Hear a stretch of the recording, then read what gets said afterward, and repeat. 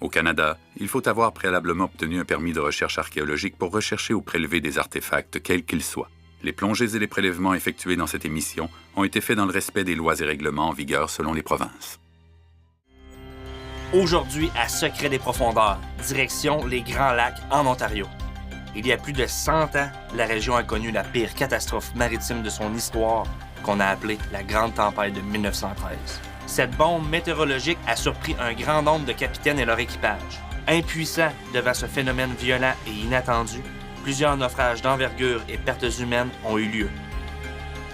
Mario et moi, on part à la découverte d'une épave marquante de cette histoire, celle du mystérieux Wexford, pour mieux comprendre comment il a pu couler et à quoi ont ressemblé ces dernières heures avant le désastre.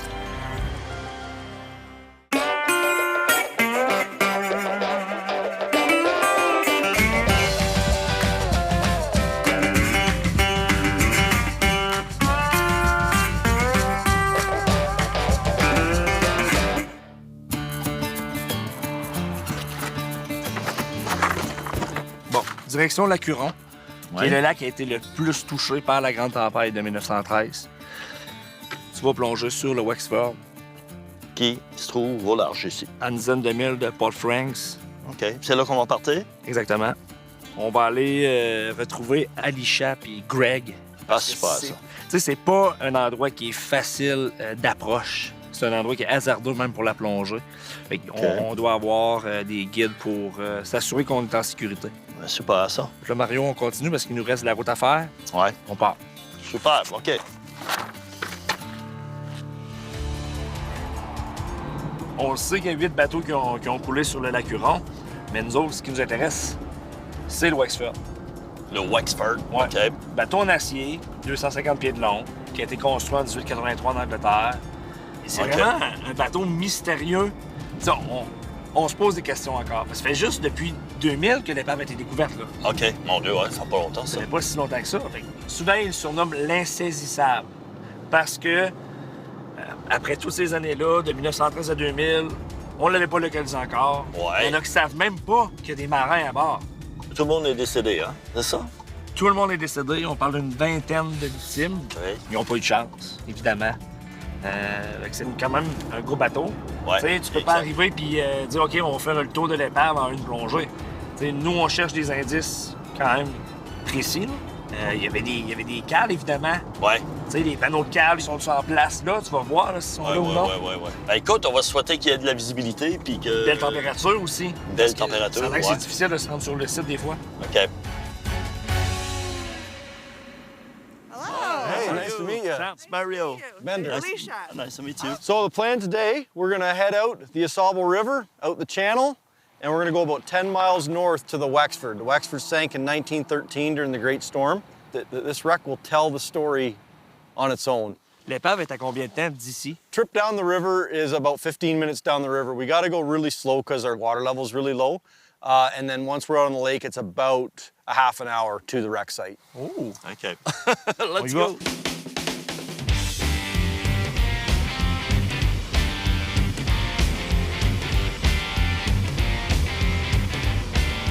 My name's Greg. I'm also known as Bender. I'm a Great Lakes charter operator. The Wexford is unique because it's probably one of the best preserved and most complete wrecks from the storm 1913, and it tells us that we're not invincible.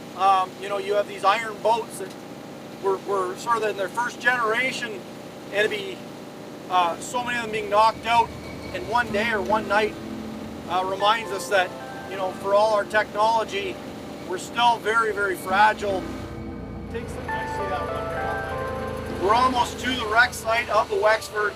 This is one of the toughest dive spots. We have about a 50-50 success rate just with conditions being safe enough to dive on. It's a bittersweet spot. We certainly enjoy visiting the wreck. We also have to recognize that 22 sailors lost their lives. On arrive sur l'épave, on voit les deux buoys, hein? Ouais. Il y en a une qui est presque à l'avant, l'autre plus à l'arrière. Qui mesure 250 pieds de long. 250 pieds, hein?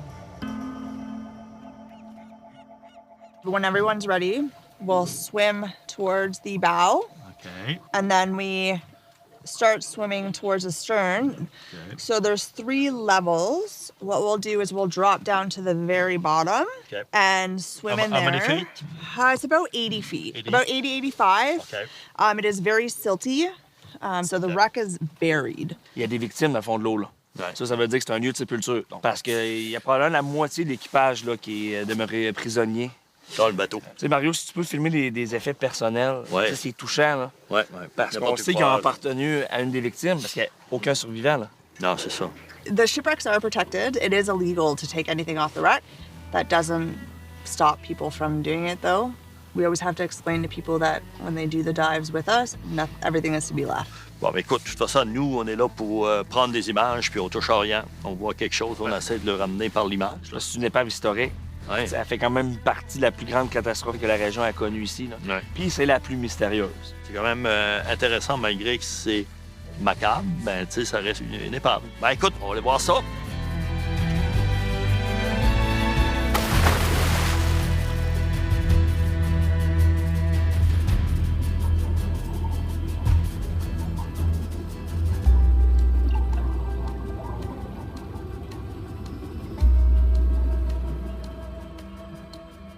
La grande tempête de 1913, c'est la plus grande catastrophe que la région des Grands Lacs a connue. Le 6 novembre 1913, on a un front froid arctique qui va entrer en collision avec un front chaud humide venant du golfe du Mexique au-dessus du lac supérieur. Là, il y a un avertissement qui va être envoyé à une dizaine de ports des Grands Lacs. Là, faut pas oublier qu'on est en novembre, OK? C'est sûr que les capitaines, eux autres, ils ont à la fin de la saison de navigation, fait qu'ils veulent livrer leurs marchandises. Fait qu'ils partent. Ils savent qu'il y aura une tempête, mais on ne connaît pas son ampleur, puis ni quand elle va s'abattre sur le lac. Le 8 novembre, là, la tempête, elle va s'intensifier, puis elle va se déplacer du côté du lac Huron. Puis ce qu'il va avoir, malheureusement, il va y avoir une fausse accalmie. Puis il y a plusieurs capitaines qui vont se dire, bon, la tempête s'est calmée, on est correct. Mais c'est totalement faux, parce que le 9 novembre, là, la tempête est à son paroxysme. On parle de vagues de plus de 35 pieds de hauteur, des vents à plus de 145 km/h.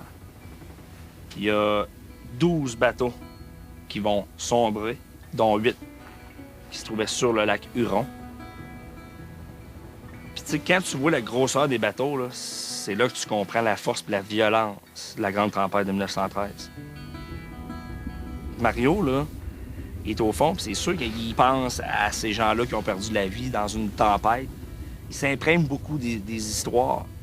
Puis là, t'es là aujourd'hui, la belle température. Tu sais, c'est difficile de croire qu'en novembre 1913, il y a eu cette tempête-là ici, là.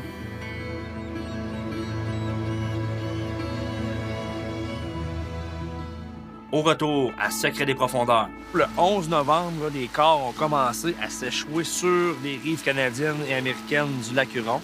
Ça devait être une vision d'horreur. Ah, bon.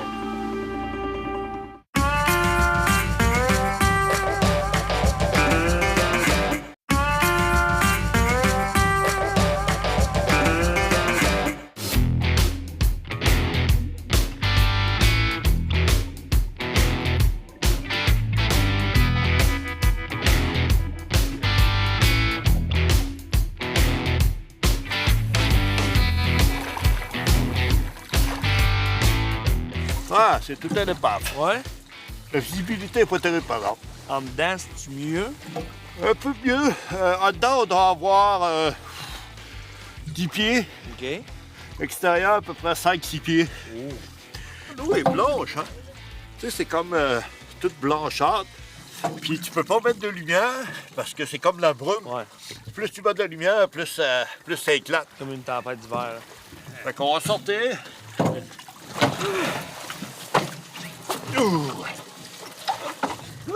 That was a great dive.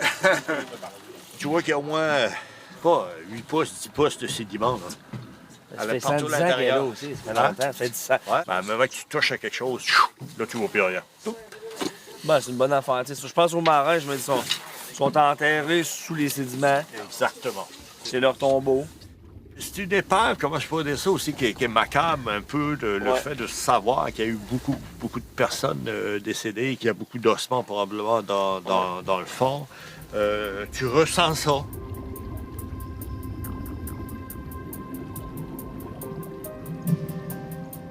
La première chose qui est vraiment impressionnante, c'est que tu vois que c'est une structure de bateau, mais c'est rempli de moules. Il n'y a pas comme un morceau de métal.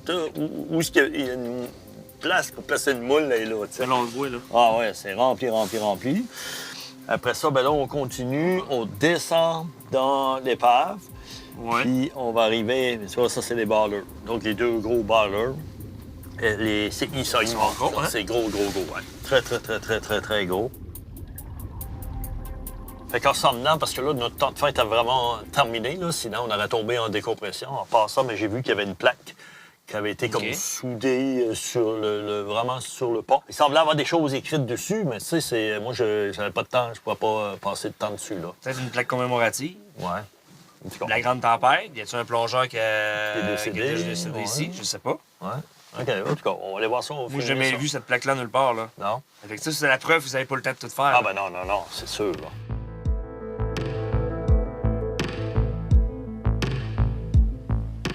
Mais avant d'aller plus loin, on se rend sur la plage de Grand Bend, à l'endroit même où plusieurs victimes ont été rendues par la mer dans les jours qui ont suivi cette tragédie maritime. Mario, le 11 novembre, là, les corps ont commencé à s'échouer sur les rives canadiennes et américaines du lac Huron. Ça veut dire 2 jours après le Après- naufrage. Le premier corps qui a été retrouvé, c'est un marin du Wexford. Ah oui. J'ai même ici des photos là, Ah, ben oui, qui OK. témoignent du drame. Ah, c'est pour ça qu'ils savaient que c'était du Wexford. Ah, OK. Il y avait son gilet de sauvetage, on voit bien, Avec le nom. avec le nom du bateau. Bon, là, on trouve les corps, mais il faut leur rendre hommage. Là. Ouais, il fallait les enterrer. Pas les enterrer. Regardez la photo que j'ai ici. Elle est très touchante. Ah, On dit bon. que c'est derrière la morgue, mais c'est probablement une morgue temporaire. Temporaire, hein? Tous les gilets de sauvetage des victimes Des des victimes. différents bateaux. Parce que là, c'est pas le même nom qu'on voit. Donc, ça veut dire que tous les mondes ont passé, Probablement. par là. Puis, seuls 25 des corps des victimes de la grande tempête de 1913 ont été retrouvés. Ça veut dire qu'au fond de l'eau, il y a plus de 175 victimes Qui n'ont jamais été retrouvés. dans les différents bateaux. Tu sais, il y a des corps qui se sont échoués sur les rives. Ben, rapidement, 2 jours, mettons, là. Il y en a d'autres aussi qui ont été retrouvés, gelés dans des chaloupes de sauvetage. Dieu. En plein hiver. Si on est au mois de novembre, Ouais. ils ont réussi à s'échapper de leur navire. Ils sont morts gelés. Ils sont gelés quand même. Ça Ah, devait être une vision d'horreur. Bon. Ah, mon Dieu. Ouais, puis t'as vu plein de jeunes, plein de... Mais là, on est là, là. Ouais. Tu sais, Il y en avait c'est ici. quand même assez émouvant, là.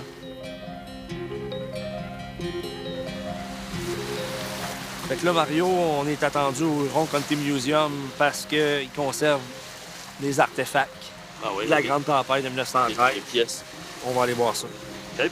Let's go.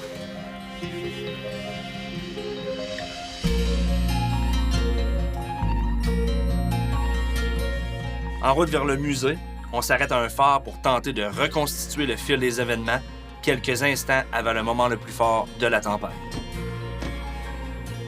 On est quand même sur un site significatif. Là. Tu sais, le phare, en 1913, il n'a pas été d'une grande utilité.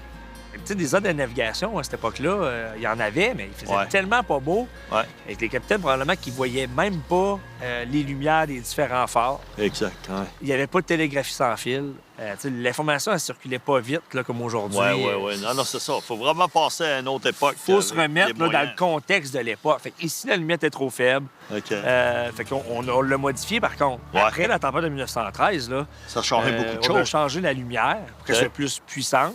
Donc, il s'est pris des tempêtes comme ça, vraiment je dirais, des catastrophes pour améliorer, en fin de compte, tout le système de l'aide à la navigation par après. Là. Vraiment. Tu sais, quand il fait C'est beau, triste. ben, Ouais. c'est triste, mais En même on temps, le c'est vit ça. aujourd'hui. On hein. évolue avec ça Si aussi. soit un accident d'auto, peu importe, on attend toujours. Tu sais, on va installer une lumière là. Ben, ça, c'est la même chose. Là. Exactement pareil.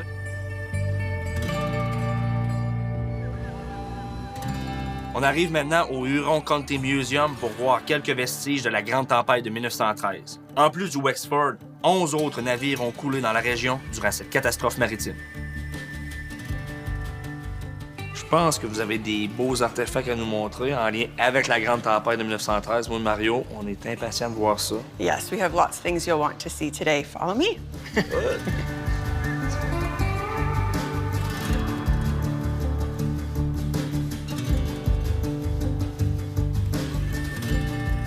Captain McConkie was a very young captain on the Regina, and he went down with the ship. And they did not find his body until the next year. And when his body washed ashore, in his pocket was his pocket watch. He also had his diary. Là, moi, c'est sûr, Mario, que je veux voir ce qu'il y a là-dedans. Là. Et puis c'est marqué 1913. Là. Incroyable. Ça, c'est probablement la pièce la plus significative. Ah, ouais, Elle a été ouais. retrouvée sur une victime. En plus, c'était le capitaine du Regina. On peut l'ouvrir, là. A special case, we'll open it today. Oh! Un spécial pour nous On est autres. chanceux. Yeah! Aïe, aïe. Le 6, ils ont chargé à Détroit. C'est ça qu'on peut voir, hein? Ouais, chargé à Détroit. Puis le 7, il n'y a rien d'anormal. Il dit que c'est nuageux. Tu sais, il n'y a rien de signalé. Ça veut dire qu'il faisait pas... c'est pas un début de tempête. Ça doit arriver probablement très rapidement ou... Mais là, c'est le 8 ouais, que la tempête va se C'est déplacer vers le installé. lac Huron. C'est ça. Puis c'est que installé. là, elle va s'intensifier. Mais c'est le 9 que, là, ça va frapper durement. Puis probablement que le fait qu'il n'y a rien écrit le 8, c'est qu'il probablement qu'il était extrêmement occupé à travailler, à arrimer. Elisabeth, merci beaucoup de nous avoir montré ces artefacts-là. Puis merci aussi de préserver tout ça, de préserver cette histoire-là. Thank Merci you. infiniment. Thank you very much.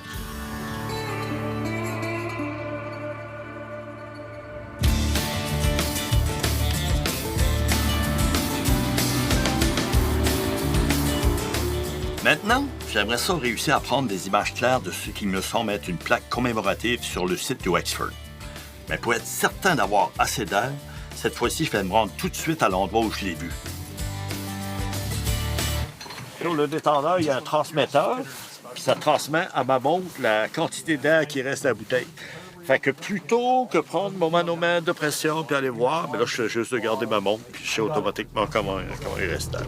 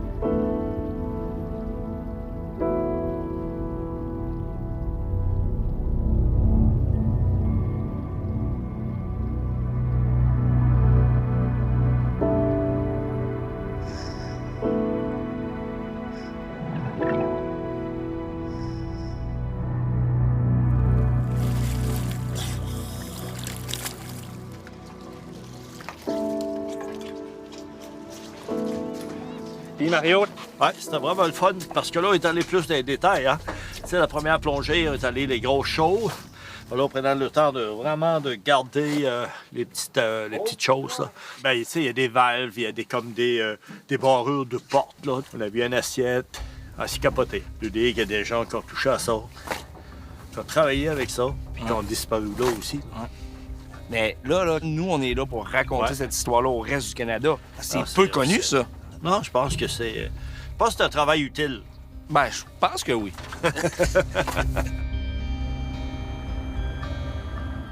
Au retour à Secret des profondeurs. Il n'a pas frappé quelque chose, il n'est pas brisé, il n'est pas cassé. La coque est impeccable.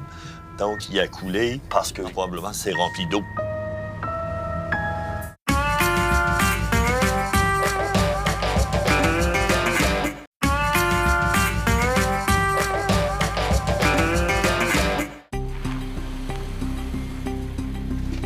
Allez, on va aller voir ça, Mario.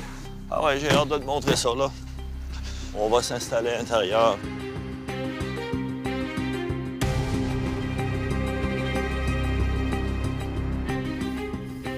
Tu vois comment les ancres Ouais, sont proches d'en avant, hein? ouais. Puis ça, c'est rarement vu, un bateau comme On ça. le voit là. ici, là. Oui.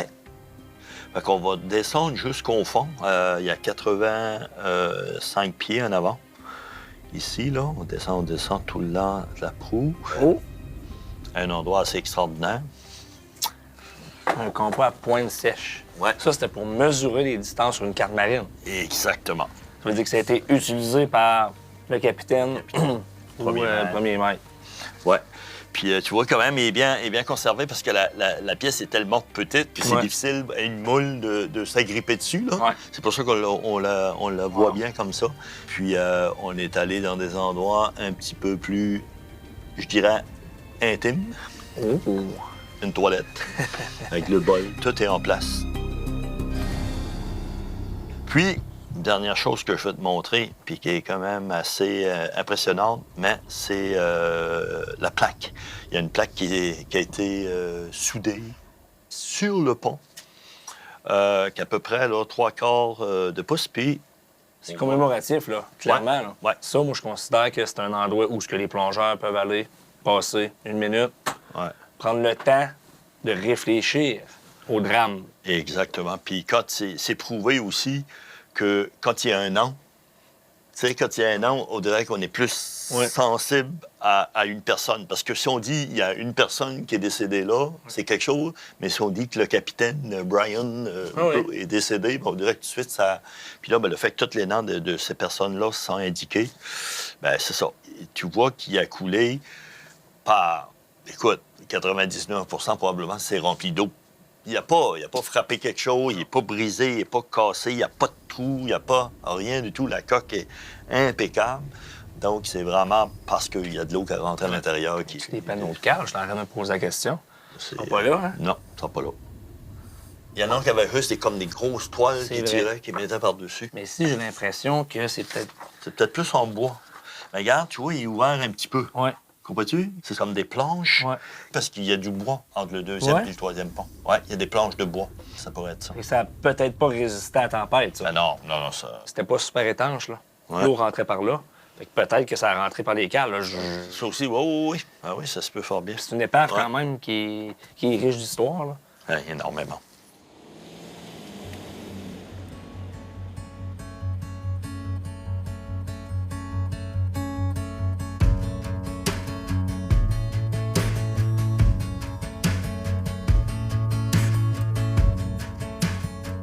À la mémoire des marins non identifiés. Donc, c'est une fosse commune. De tout ça là, qui était non identifié, qui n'a pas été réclamé. Mario, il y a plusieurs raisons pourquoi c'est des marins non identifiés. Premièrement, il y en a qui ont été retrouvés des mois plus tard, donc méconnaissables. Méconnaissables, hein? T'en as d'autres qui n'avaient pas de papier sur eux autres. Puis les registres à l'époque, les équipages, c'était pas comme aujourd'hui. C'était peu fiable. Peu fiable, ouais, pas de nu comme il aurait fallu, hein. Mais tous ces pierres-là, mais je sais pas si... Oui, OK, là, je reconnais le nom du bateau. Ah, bon, John ouais. et Megan. Ça, c'en était un. Numéro 7. Est-ce que c'est la victime numéro 7 de ce bateau-là qui était non identifié? Peut-être, parce que dans la morgue, il numérotait les victimes. Par en fait, cause de la chronologie d'où ils les avaient trouvés. The Great Lake. C'est triste de voir ça. Puis aujourd'hui, on oublie ces marins-là. Ouais. Mais tu sais, le Grand Lac, il y a beaucoup d'épaves. Beaucoup d'épaves. Hein? Mais on sait que ce n'est que la pointe de l'iceberg parce que le Canada tout entier, que ce soit dans les lacs, dans les rivières, fleuves, océans, il y en a partout. Ça veut dire qu'on n'a pas fini. Non, on est loin d'avoir fini.